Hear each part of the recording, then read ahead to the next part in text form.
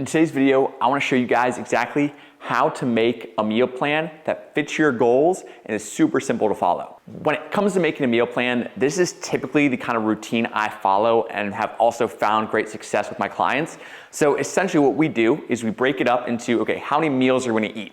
Very typically, people have, or I guess very typical of people, is to have 3 meals as well as 1 snack throughout the day. Now, yes, this is all adjustable. You can make all changes, all that kind of stuff, but it's hard to be extremely specific and personal on YouTube. If thousands of people are gonna watch this, obviously I can't be specific to each person's scenario. That's what coaching's for, right? So if you go ahead and have 3 meals, typically it's gonna be a breakfast, a lunch, a dinner, and then obviously you have your 1 snack. And what I like to do is break it up and give you a few options. So essentially we're gonna break breakfast up and you have 3 options for breakfast. You're gonna have 4 to 5, but I find 4 is a pretty good number for lunches and dinners. And then we're gonna have 3 options for a high protein snack. Now we'll go ahead and break down breakfast, lunch/dinner, and snacks into their own individual categories and show you how to make a breakfast, a lunch and dinner, and a snack to fit your goals. Starting off with breakfast, we've got 3 options, and once again, there are so many options to choose from. Obviously, you don't see protein pancakes on here, you don't see a protein shake and a piece of fruit. There are lots of options out here. But as far as breakfast goes, the general parameters we want, 30 to 40 grams of protein and in the 300 to 500 calorie range. Once again, I wish I could be specific, but most of these calories are gonna be anywhere. You could be at the low end of calories for the entire day will be around 1,500, and the high end will be 2,300 to 2,400 calories. So if you're below 1,500 or above 2,500, you also have to make some adjustments to the amount of food or the portion sizes. But the big thing here is with breakfast, we wanna start out with obviously some sort of protein source, typically a healthy fat, and then some fruits or vegetables. So our first option is an egg or egg white or combination of eggs and egg whites veggie omelet. Now, if you have more calories to play with, you can obviously add more things. You can maybe add some bacon, some ham, some cheese to that omelet. If you're on the lower end, I would say more egg whites, maybe less whole eggs, and more vegetables for more volume. Next, on option number 2, we have our proats and berries. So proats are one of my favorite meals of all time. Basically, you're taking oatmeal, adding a scoop of protein into it to obviously increase that protein intake, and then you can top it off with whatever fruit you want. I said berries, but I'm a huge fan of also bananas in my proats, but you could do berries, strawberries, blueberries, blackberries, any sort of berry, you get the point. So the big thing there is proats. We have our oatmeal, we have protein powder for the protein goal, and then some berries for our micronutrients. And once again, you can play around with the amounts, whether it be 1 pack of proats, 2 pack of oats, maybe add a little bit of peanut butter in there if you want to increase those calories and be in the 300 to 500 calorie range with enough protein. And option number 3, something a little bit easier, is just a smoothie. So if you're in a rush in the morning, you don't have time to maybe, microwaving oats is super simple, but maybe you don't have time to make a whole omelet, sit down and eat it. You need something that's quick and be on the go, make a smoothie. So this could be frozen fruits and vegetables. Obviously, frozen vegetables, probably something like just like spinach or kale. Frozen fruits, they make all kinds of different medleys. They make strawberry banana frozen fruit medleys. They make triple berry frozen fruit medleys, which is my personal favorite. It's blackberries, raspberries, and blueberries. Throw some spinach in there. Add a little bit of protein, a scoop of protein powder. You can even add some Greek yogurt. You could also add some milk or water, depending on your calorie goals. Blend that up and then take it with you as you drive to work or on your walk to work.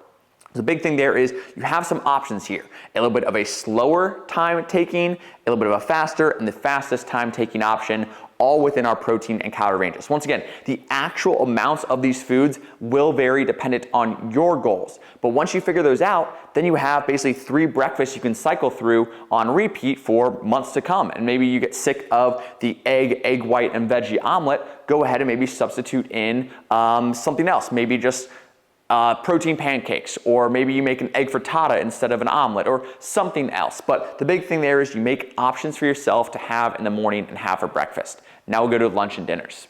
And then for lunch and dinners, I pretty much see lunch and dinner as very easy to substitute between one or the other. Like if you're making a lunch, you could easily have it for dinner and vice versa. So I put lunch and dinners together. We have 4 options. Each option we want to be around 40 to 50 grams of protein, then between 500 to 700 calories. Once again, the low end is gonna be around 1,500 calories. The high end is gonna be around 2,300 calories for the day. And then within this, basically it's kind of they all follow the same pattern. We wanna have a protein source, we wanna have a carb source, and we want some vegetables. Obviously, you can also spice this up with maybe a little bit of seasoning, sauces, stuff like that. Just depends on your preferences and your calorie amounts. But starting off with option number 1, we have chicken. This could be chicken breasts or chicken thighs with some sweet potato and then some green beans. Once again, very similar structure. Meal number 2, salmon with some rice and some broccolini. Very similar. We have steak, potatoes, asparagus, and then beef, pasta, and carrots. And as you see, each one has a protein source to get us our 40 to 50 grams of protein. Chicken breasts or chicken thighs, depending on what you choose, will determine your amounts. Sweet potato, you can fill in the gap to get to your 500 to 700 calories. And then green beans, broccolini, asparagus, carrots are very low in calorie. Those might be anywhere, obviously depends how you cook them in oil or you add anything to them, but probably around 50 to 100 calories worth of vegetables, maybe about 200 calories worth of protein. So you have anywhere from 300 to 500 calories worth of our carbs. And those are sweet potatoes, rice, potatoes, pasta. Choose your preference, but typically these are all very good options, very common. Potatoes are definitely my favorite as I find them the most satiating. And I personally just feel like I could eat so much rice, I never feel full. So I personally like to do sweet potatoes, and pastas the most, but you can add in whatever you want. But once again, do not limit yourself to this list. You can make some substitutions to your preferences, but I would say try to have around 4 to 5 lunches and dinners in your rotation. Also, if you're in a quick rush, deli meat sandwiches are fantastic. So maybe instead of having chicken sweet potatoes, you're gonna do some deli meat on some bread, and then maybe have some green beans on the side or something like that. So you have some variety here, but the biggest thing is keep the structure of protein, carbs, and some sort of fibrous vegetable, and that's gonna be key to making you full, satiated, and have a filling lunch and dinner while hitting your protein goal. Now we'll move on to some snacks. And lastly, we have our snacks. And these are gonna be things that we can kind of fill in the gaps of our meals with, or if we have a long gap between lunch and dinner or post-workout, we have some snacks. The goal is to be over 20 grams of protein, as well as between 200 to 400 calories. Once again, 200 calories being the low end, closer to 1,500 calories per day, and 400 being the higher end, closer to 2,400 calories per day. But also, if you wanna have higher calories, just make it 2 snacks instead of 1, and you can increase your calories that way. But a couple snack options, some of my favorites, quick and simple. Greek yogurt packs, the Oikos Pro 000, or maybe the Oikos 000, and then they also have a Pro version, are anywhere from 15 to 20 grams of protein per Greek yogurt. Personally, I just do 2 of the 000 or 1 of the Pros and then add in some berries. So one of my favorites is just the classic vanilla Greek yogurts. Add in some berries, blueberries, blackberry, raspberries, whatever your preference is. Tastes amazing, especially if you're a fan of fruit. Next, we have our protein bar or protein shake. Pretty much any high quality protein bar or protein shake out there will be right around 20 grams of protein. A shake will almost always have more than 20 grams. A protein bar might have slightly less, maybe like 16 to 18. But if you add some fruit, maybe add some berries, apples, bananas, you might get an extra 1 or 2 grams from that, and you can go ahead and get closer to that 20 gram goal, or 2 protein bars. Next, we have our beef jerky and fruit bar. And this is a favorite of mine for when I go out golfing, because I can't really have something that's gonna be perishable. I don't really feel like bringing like a Greek yogurt. You could bring a protein bar, but sometimes they melt in the sun, or a protein shake, but then it's like gonna get warm once again, unless you drink it right away. But beef jerky and a fruit bar, and I'll pop up what I mean by a fruit bar. Trader Joe's has these little fruit bars, or also I think That's It, I'll pop that up as well, is a brand that makes a fruit bar as well.